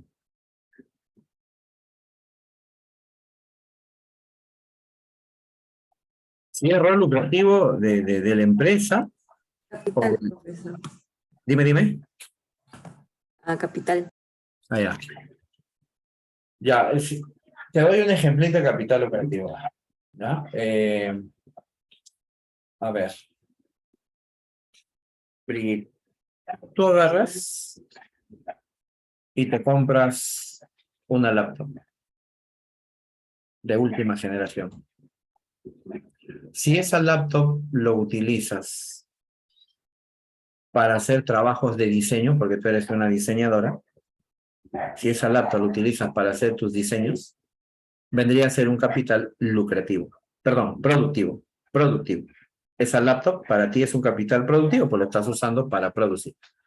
Ahora, pero ¿qué pasa si esa laptop te la compraste solamente para jugar, por ejemplo, no sé, o para alquilarla, no lo sé, como antes habían cabinas, ¿no?, que alquilaban, pasaría a ser un capital lucrativo. Ejemplo 2. Tu papá se compra un auto y ese auto lo utiliza para taxiar. Entonces, ese auto es un capital productivo porque lo está usando para taxiar, para producir. Pero ¿qué pasa si tu papá compró el auto solamente para los paseos del domingo de la familia? O lo tiene para alquilárselo al vecino para que el vecino taxee. No tu papá, sino para que el vecino taxee. Se le alquila a tu papá. Entonces sería un capital lucrativo porque no lo estás usando para producir. ¿Okay? No lo estás usando para producir. Tú tienes dinero, ¿no? Abriste tu sanguchería y resulta que esa sanguchería te da ingresos. Pero una parte de esos ingresos tú los guardas.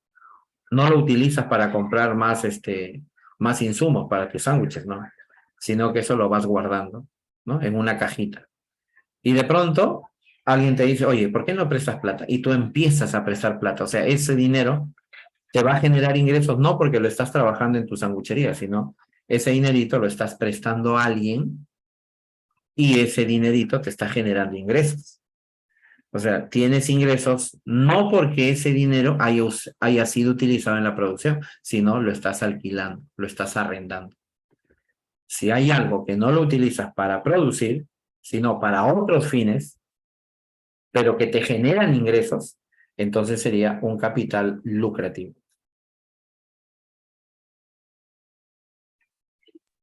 Gracias, profesor. De nada, Brigitte y su banda caliente. Listo. Por aquí tenemos la circulación, que es el traslado de la producción desde las empresas a los mercados. ¿Sí? Desde las empresas a los mercados, ¿no? En esta circulación nacen los mercados, hay una interacción entre las empresas y las familias. Ya lo hemos visto antes, las empresas, ¿no?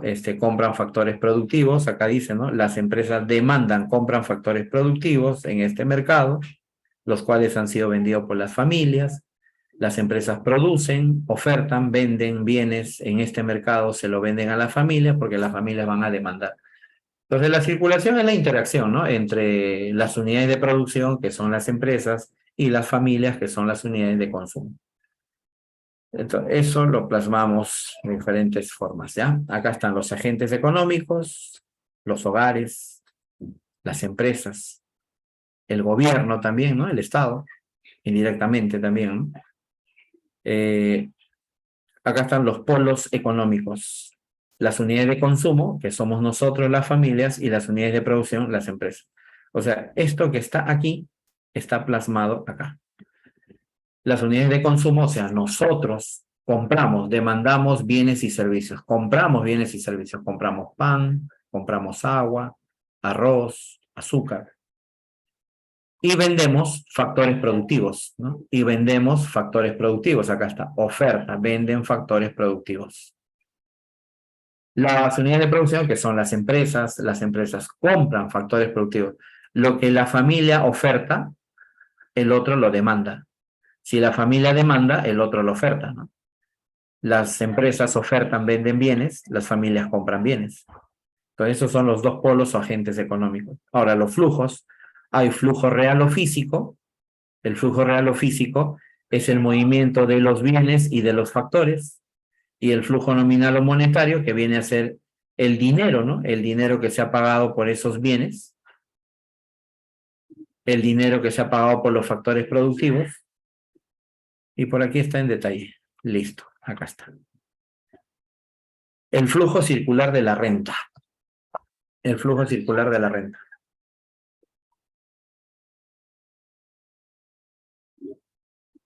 Acá está.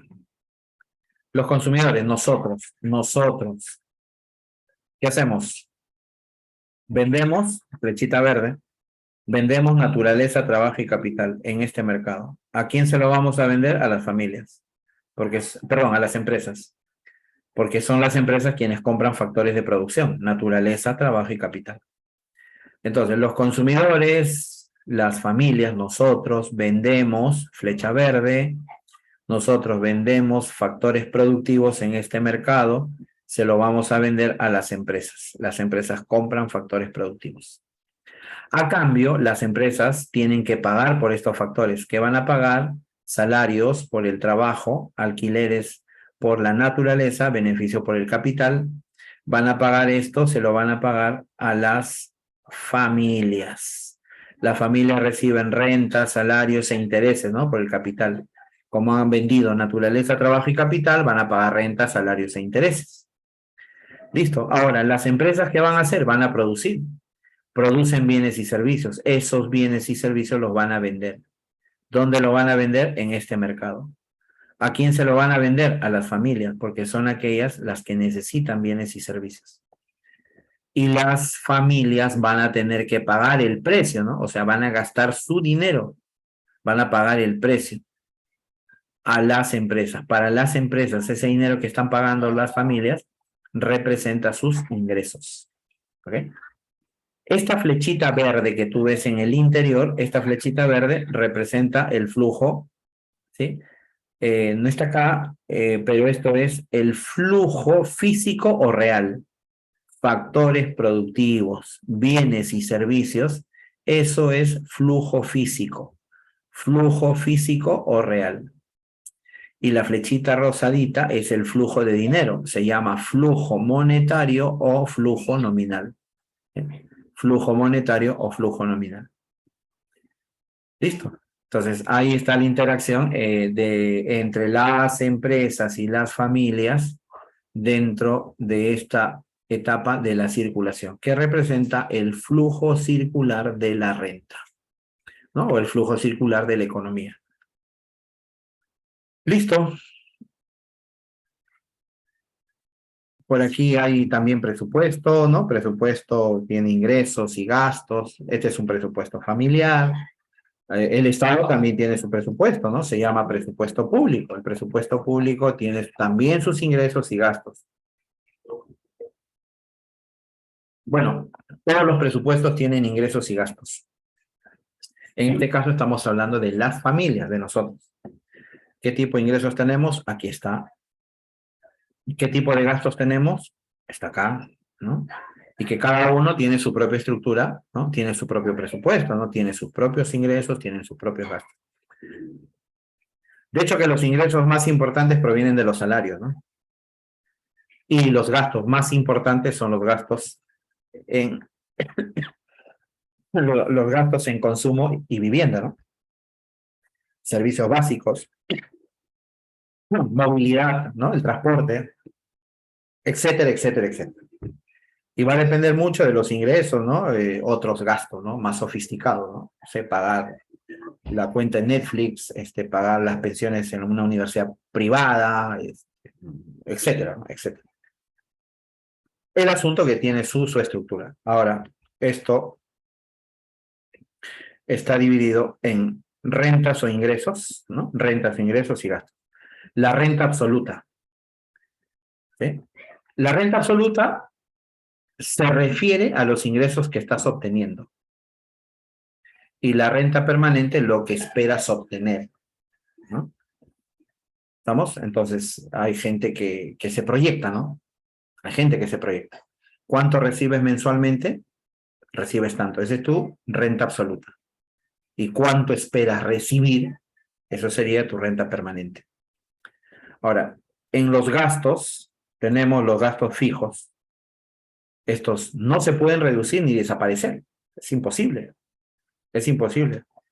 No se pueden reducir ni desaparecer. Son fijos. Los mensuales son gastos regulares, que en algún momento pueden desaparecer. Los gastos discrecionales son gastos que no son importantes, ¿no? Son gastos que no son importantes. Por ejemplo, un gasto en viajes, ¿no? En hacer una maestría, qué sé yo. ¿Ok?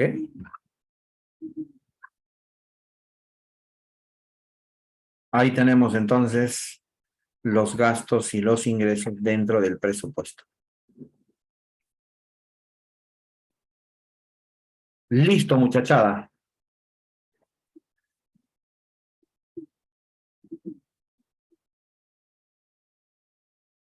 ¿Preguntas, muchachos? Todo claro, profe. Bien, Brigitte, tú sea. Hay una Diana Inostrosa, una carita de Gatúbela. Gatúbela. Listo, muchachada. A ver, te pongo las claves, ¿ya?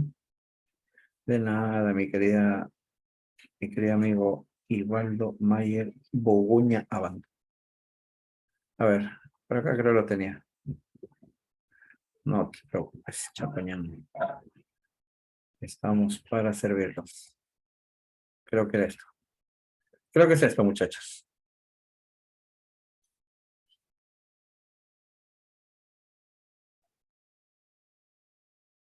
De la semana pasada.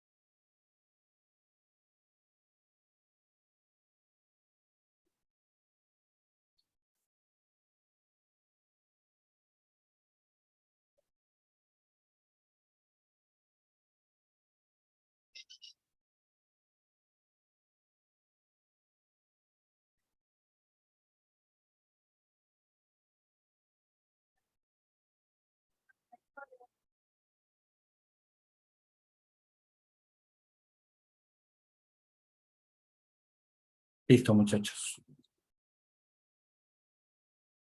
Cuídense mucho. Que tengan un buen fin de semana. A estudiar, a estudiar, a estudiar. Muchas gracias, profe. De nada, Brigitte. Gracias, profe. De nada. Cuídense. Nos vemos. Hasta la vista, baby. Hasta la vista. Chao, chao.